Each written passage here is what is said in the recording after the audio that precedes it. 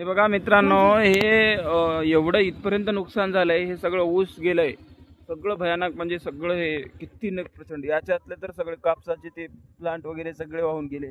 आणि हे ऊसाचं नुकसान बघा किती झालेलं आहे प्रचंड प्रमाणात. एवढं नुकसान शेतकऱ्याचं झालं. आणि पलीकडून तो प्लॉट आहे तिकडून आय थिंक 2 एकर तिकडं बाजूला साईडनं आडवं तेवढं वाहून गेलंय.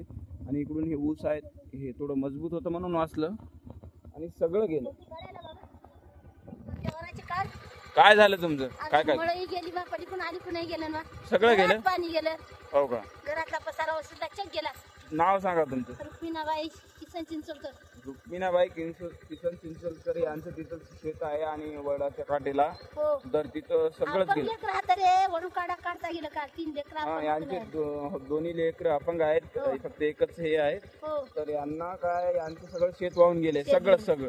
हो. तर तुमचं सरकारला काय म्हणणं आहे की बा सरकारनं मदत करावी की नाही? सरकारनं मदत करावी, कारण की सगळं जे जे सगळं भांडे गेले, सगळं शेत सुद्धा गेले, काहीच नाही. काहीच नाही. बघा, ठीक आहे.